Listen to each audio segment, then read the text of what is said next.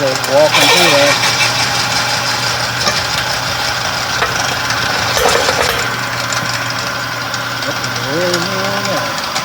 Look at that big spot face though. That was the insert rolling around that did that. Yeah. Not a good sight.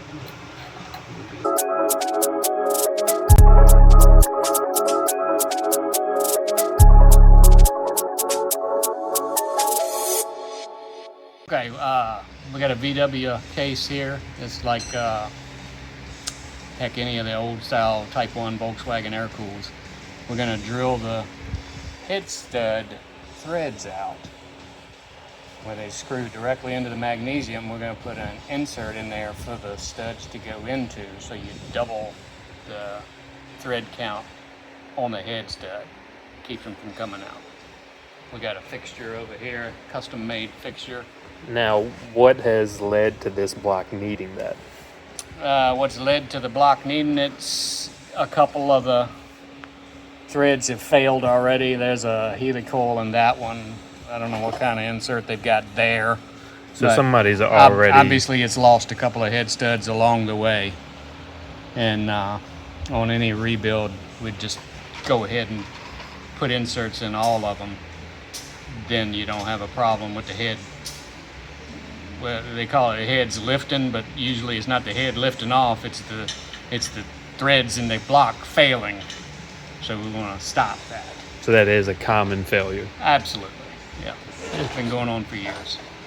Okay.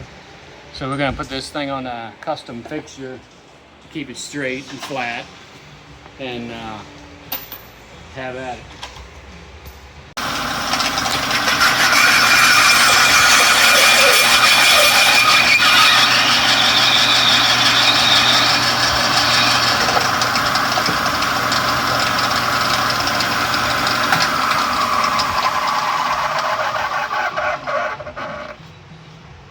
You can see where we went down, made a little countersink, oh my goodness, I see it. Stopped itself. Yeah. So we're stopping on the deck. Yeah. It's So pretty. you got a dead stop, foolproof. so you can't go so far. Right.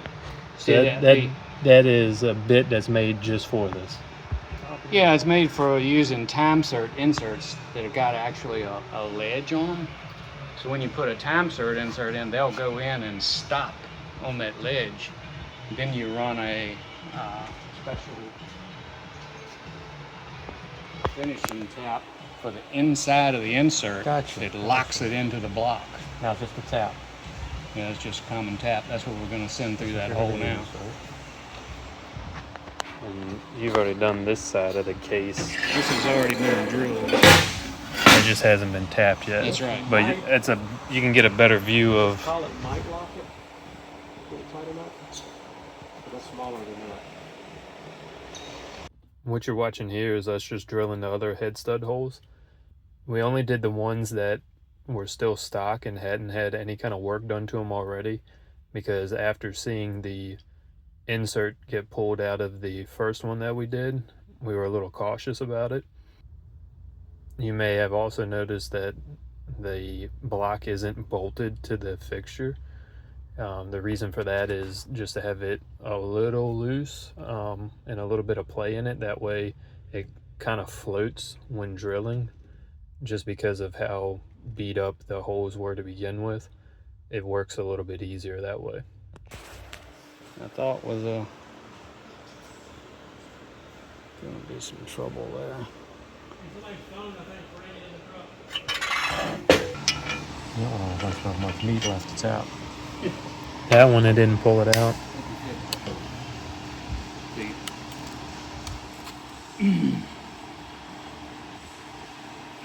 How bad is that looking? It's pretty rough. I don't know if it's doing enough. What I'm gonna say is we'll go ahead and tap what we can. No, it's still in there. It's still down in there. You want a pick or something to try to see it better? Yeah, I guess so. Yeah, what happened here with the steel insert that was in the block already, a ear of it came up out and made this what looks like a really nice looking spot face. But it's actually not what you needed to happen. Yeah. Because So- now The problem we're gonna, the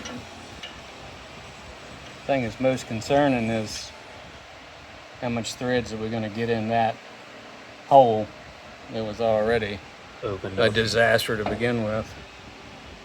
We didn't do this one yet, did we?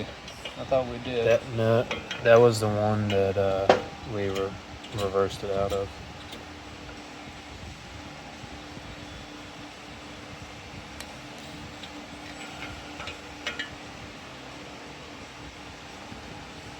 Let me see how this looks with a hand tap.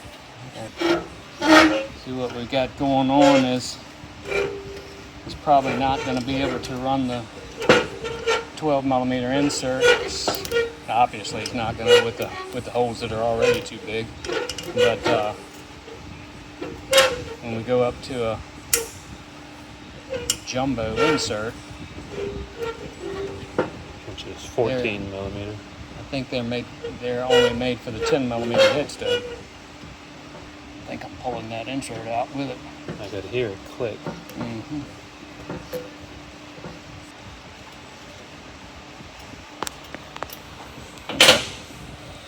That's Let's see. looks a little better than it did. We pulled most of that insert out that got hung up in it.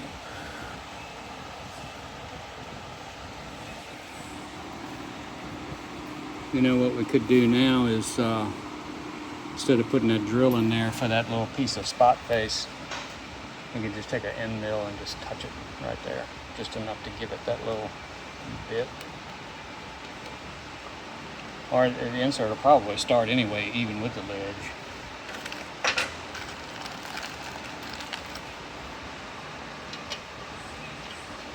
It will.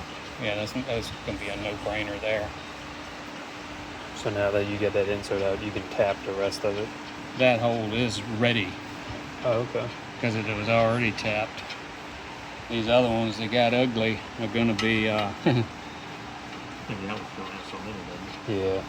You can probably I'm see. gonna run it. Let me run that tap in by hand over here too. Now this one, we ought to be able to shove that last bit of threads right on out the other side. Oh, it's not a blind hole. Right. Walking on out. Coming right on, pushing it right out. I like that. Yeah. If you're there. Good. I'll send this sucker right on through the whole way then.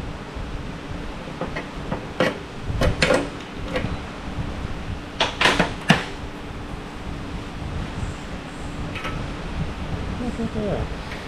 Okay. These holes you're having to tap by hand. Why? We're tapping by hand to finish these threads because the hole is a blind hole. It doesn't go all the way through. And by the time you could feel a blind hole hit the bottom on this handle or holding it, it'd be too late, man. You'd be tearing threads out. Yeah, either break the bit or the block. So instead of doing a whole lot of math, knowing how far to drop the tap and when to stop, we just, there you go. See, I hit bottom, boom, I'm there. Get it started with the machine so you know it's straight, and then just finish it by hand. We started the tap with the machine, keep it straight, finish tap by hand. It's only on 4 holes per side. 4 of them are blind because they're drilled right into the back of main bearing web, crankshaft web. We had to go 14 millimeter. That's 40 thousandths per side. Heck, it's boogered up enough of that. Gotcha. It's yeah. Do they make these anymore? I mean, do companies make ones? Yeah. You're proud of them?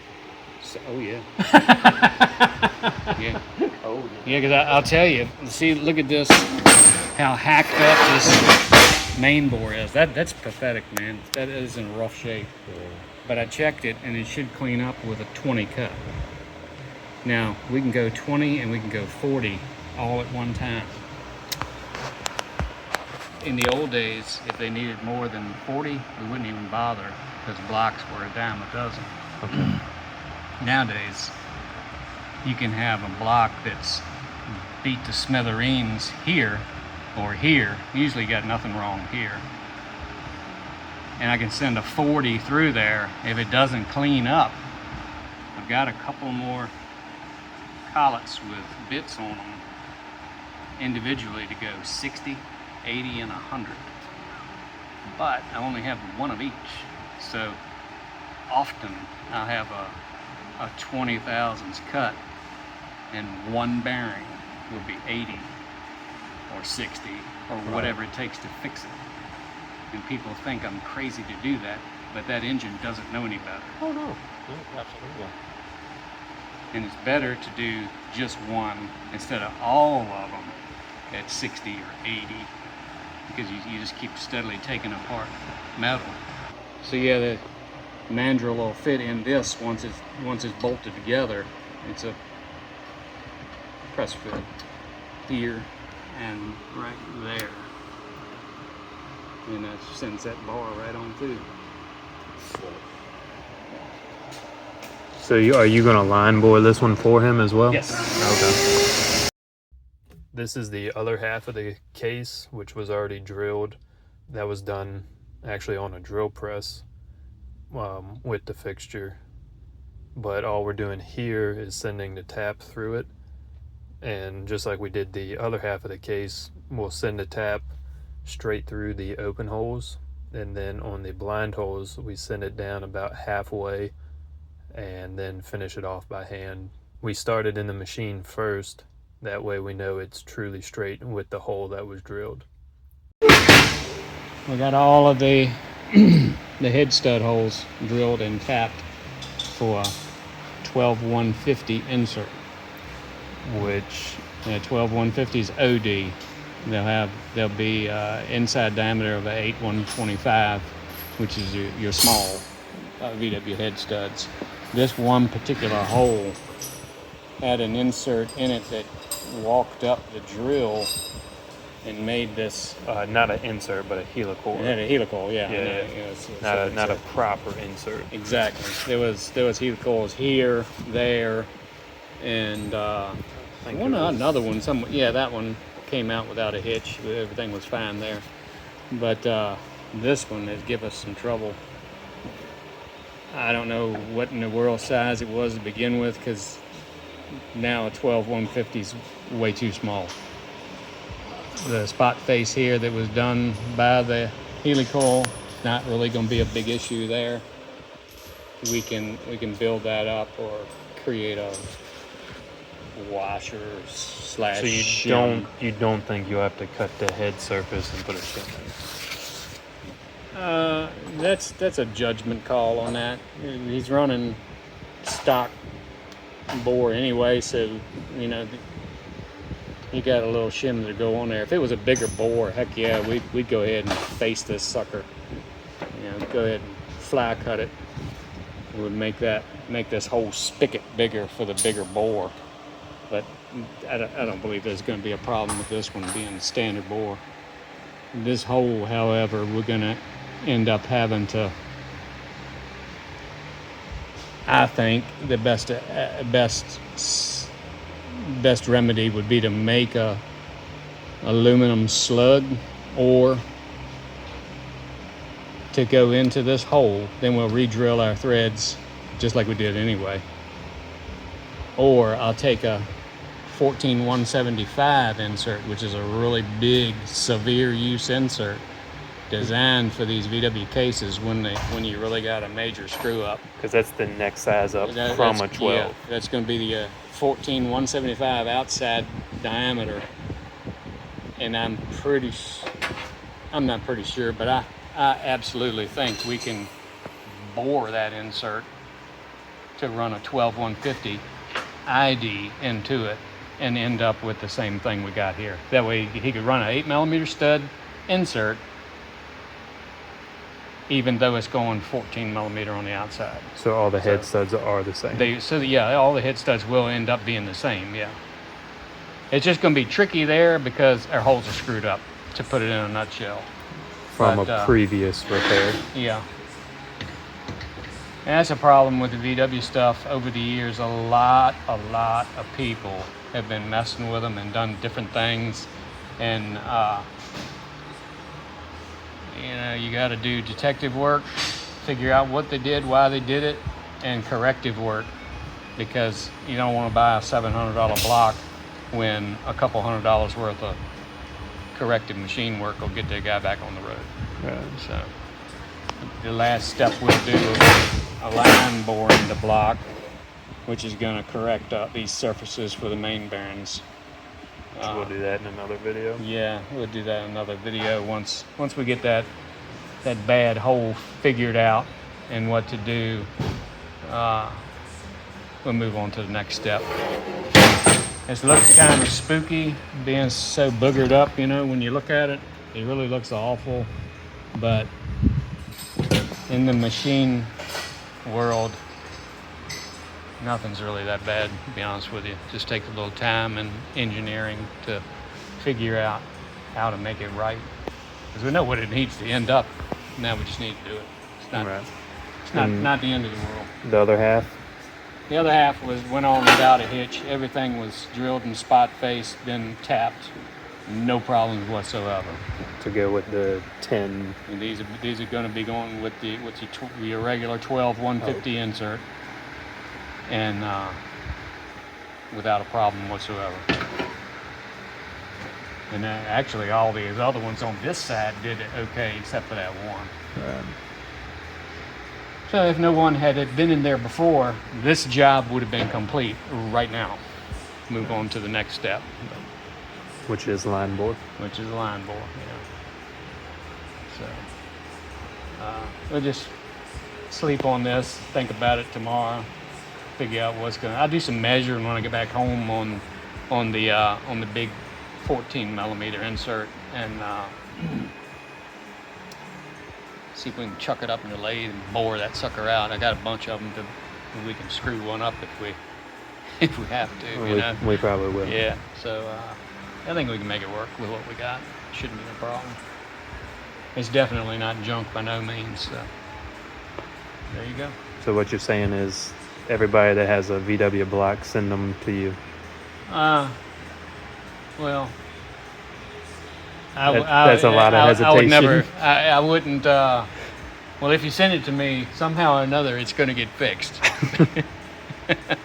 So,